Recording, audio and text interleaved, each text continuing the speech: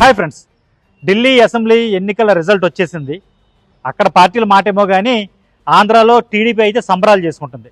ఎందుకంటే తమ అధినాయకుడు చంద్రబాబు నాయుడు ఢిల్లీలో ప్రచారం చేసిన షహదారా నియోజకవర్గంలో బీజేపీ అభ్యర్థి ఘన విజయం సాధించారు. ఆయన తరపున అక్కడ ప్రచారం చేశారు. ఆయన సంజయ్ గోయల్ ఏకంగా 5,000 ఓట్ల మెజారిటీ సాధించారు.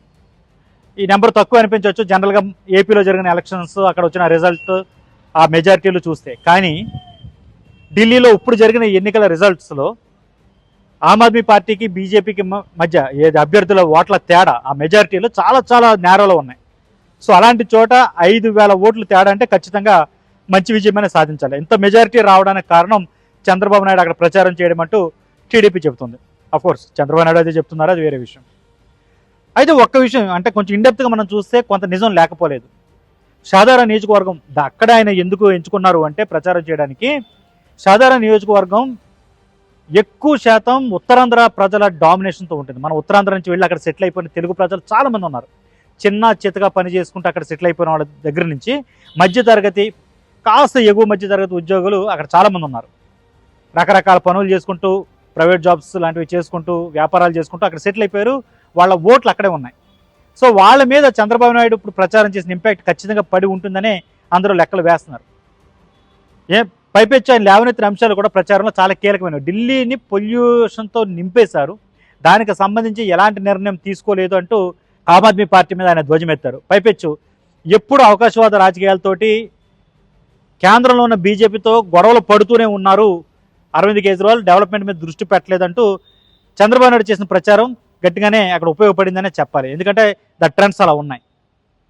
నిజంగానే గడిచిన 12 ఏళ్లుగా దేశ రాజధానిలో డెవలప్ చేశారు కేజ్రీవాల్, అందులో డౌట్ లేదు. ముఖ్యంగా మొహల్లా క్లినిక్స్ కావచ్చు, లేకపోతే ఎడ్యుకేషన్ పరంగా కావచ్చు, ఆయన డెవలప్ చేశారు. కానీ రాను రాను ఏమైందంటే పూర్తిగా కేంద్రంతో ఘర్షణ పూరితమైన వాతావరణానికి ఆయన కట్టుబడిపోయారు తప్ప డెవలప్మెంట్ మీద ఇంకా చేసే ఛాన్స్ ఉన్నా అటువైపు ఆయన దృష్టి సారించలేదనేది కేజ్రీవాల్ మీద ఉన్న ప్రధానమైన ఆరోపణ. దానికి తోడు అవినీతి కేసులు ఎదుర్కోవడం, లిక్కర్ స్కామ్లు ఇరుక్కుపోవడం, ఇవన్నీ ఖచ్చితంగా ఆయన పరిపాలన మీద కాస్త యాంటీ ఎఫెక్టే చూపించాయి. దానికి తోడు ఇప్పుడు చంద్రబాబు నాయుడు వెళ్ళి అక్కడ ప్రచారం చేయడం అనేది ఎంతో కొంత అయితే తెలుగు ప్రజల ఓటింగ్ మీద ఇంపాక్ట్ చూపించింది.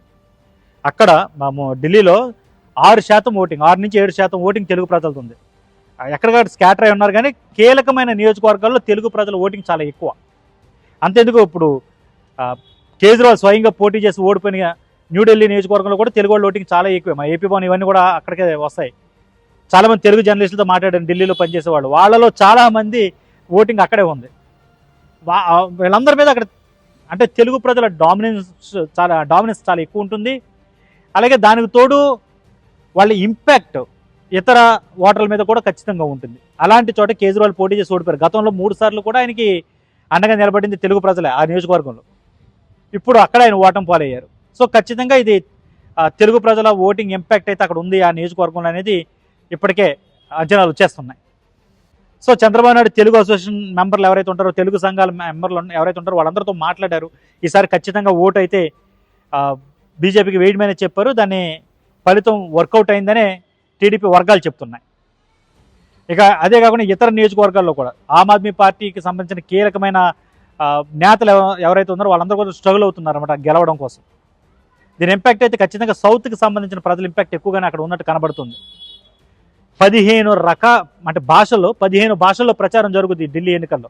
ఉన్నది 70 సీట్లైనా అంటే ఇన్ని రాష్ట్రాల ప్రజలు వెళ్ళి అక్కడ సెటిల్ అయిపోయారు అనమాట. ఒక మినీ ఇండియాగా చెప్పొచ్చు మనం ఢిల్లీని. ఢిల్లీ అసెంబ్లీ ఎన్నికల రిజల్ట్ ఖచ్చితంగా చాలామంది, చాలా రాష్ట్రాల్లో ఉన్న మధ్యతరగతి ప్రజల మైండ్ సెట్ని రిప్రజెంట్ చేస్తుంది అక్కడ.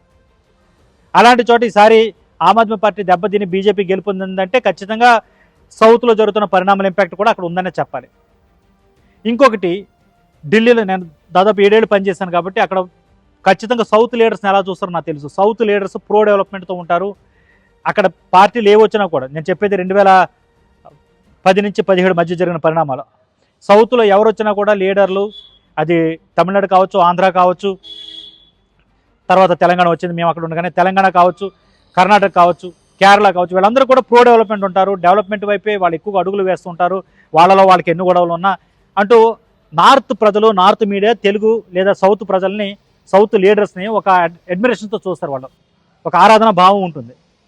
సో చంద్రబాబు నాయుడు ఇంపాక్ట్ ఖచ్చితంగా అక్కడ ఉంది. ఎందుకంటే ఒకప్పుడు ఎన్డీఏలో చక్రం తిప్పారు కాబట్టి ఆయన వెళ్ళి అక్కడ ప్రచారం చేయడాన్ని చాలా గట్టిగానే అక్కడ ఉన్న మీడియా కావచ్చు, ప్రజలు కావచ్చు, దాన్ని ఎక్కువగానే వాళ్ళలో వాళ్ళు ప్రచారం చేసుకున్నారు. దాన్ని ఏమేమి మాట్లాడతారనేది చాలా గట్టిగా చూశారు వాళ్ళందరూ కూడా. అంటే రాష్ట్ర ప్రభుత్వానికి, కేంద్ర ప్రభుత్వానికి విధానపరంగా ఎన్ని గొడవలు ఉండొచ్చు, కానీ ప్రభుత్వం పరంగా అఫ్కోర్స్ ఆమ్ ఆద్మీ పార్టీ ప్రభుత్వాన్ని బీజేపీ ఇబ్బందులు పెట్టింది అనేది చాలామంది అభిప్రాయం. లాండ్ ఆర్డర్ వాళ్ళ చేతుల్లో ఉండదు, అలాగే చాలా అంశాల మీద కేజ్రీవాల్ ప్రభుత్వంపై ఒక ఉక్కుపాదం మోపింది సెంట్రల్ గవర్నమెంట్ అనే అభిప్రాయం చాలా మందిలో ఉంది. కొంతవరకు వాస్తవం లేకపోలేదు. కానీ కేజ్రీవాల్ పూర్తిగా తను ఏం డెవలప్ చేశానో దాన్ని ప్రచారం చేయడం కన్నా తనను తొక్కేస్తున్నారు అనే ఒక సానుభూతినే జనంలోకి తీసుకెళ్లే ప్రయత్నం చేశారు. అది జనాలకు వర్కౌట్ కాలేదు. అది ఆయనలో అంటే ఆయన భయపడుతున్నారు ఎన్నికలకి అనే అభిప్రాయమే ఎక్కువగా కనపడేలా చేసిందని అంచనాలు వస్తున్నాయి. సో ఎలాంటి పరిస్థితుల్లో చంద్రబాబు నాయుడు లాంటి వాళ్ళు అక్కడ ప్రచారం చేయడం, కేంద్రంతో సఖ్యతతో ఉండాలి, మేము చూడండి మేము సఖ్యతతో ఉంటున్నాము, మాకు ఎంత ఇప్పుడు అమరావతికి సంబంధించినటువంటి అంటే ఈ తెలుగు సంఘాల వాళ్ళతో ఆయన మాట్లాడిన మాటలు ఇవి. అమరావతికి సంబంధించి మనకి ఇప్పుడు కొంత అమౌంట్ వచ్చింది, పోలవరంకి సంబంధించిన సపోర్ట్ ఇప్పుడిప్పుడే మొదలైంది. సో సెంట్రల్ గవర్నమెంట్కి, స్టేట్ గవర్నమెంట్కి ఒక మంచి రిలేషన్ ఉండాలి, అది ఇక్కడ లేదు ఢిల్లీలో, కాబట్టి ఈసారి బీజేపీ కోటేస్తే డబుల్ ఇంజిన్ సర్కార్లో పనిచేస్తున్నట్టు ఆయన చేసిన ప్రచారం బాగా వర్కౌట్ అయింది. సో ఇప్పుడు ఆయన ప్రచారం చేసిన సాధారణ నియోజకవర్గంలో గెలుపు కావచ్చు, ఢిల్లీలో తెలుగు వాళ్ళ ఇంపాక్ట్ ఎక్కువగా ఉన్న అరవింద్ కేజ్రీవాల్ ఓడిపోయిన న్యూఢిల్లీ కాన్స్టిట్యూన్స్ కావచ్చు, ఇవన్నీ కూడా చంద్రబాబు నాయుడు ప్రచారం ఇంపాక్ట్ అక్కడ పడడం వల్లే అనేది టీడీపీ చెప్తున్న వాదన. ఇక్కడ జనసేన పాపం మిస్ అయింది ఏంటంటే పవన్ కళ్యాణ్ యాక్చువల్ ప్రచారం చేయాల్సి ఉంది, కానీ ఆయన ప్రచారం చేయలేకపోయారు. ఆయన హెల్త్ ఇష్యూస్ ఏ వచ్చాయి అని సమాచారం అందుతుంది. కొంతమంది ఏమో కాదు, ఆయన సింగపూర్ వేరే టూర్లో ఉన్నారు, అందువల్ల అటెండ్ కాలేకపోయారని మరికొన్ని వర్గాలు చెప్తున్నాయి. బట్ హెల్త్ అయితే బాగాలేదు, ఆ విషయం అయితే క్లారిటీ ఉంది. మన క్యాబినెట్ భేటీకి కూడా అటెండ్ కాలేదు కదా ఆయన. చాలా కాలం నుంచి కాస్త ఏదో ఇబ్బంది అయితే ఎదుర్కొన్నారో అనారోగ్యపరంగా, ఖచ్చితంగా దానికి సంబంధించిన క్లారిటీ రావాల్సి ఉంది. బట్ ఆయన ప్రచారం చేస్తుంటే అక్కడ తెలుగు ప్రజల మీద కూడా ఆయన ఇంపాక్ట్ చాలా ఎక్కువ ఉంది. ఖచ్చితంగా ఆ క్రెడిట్ ఆయనకు కూడా దక్కుండేది.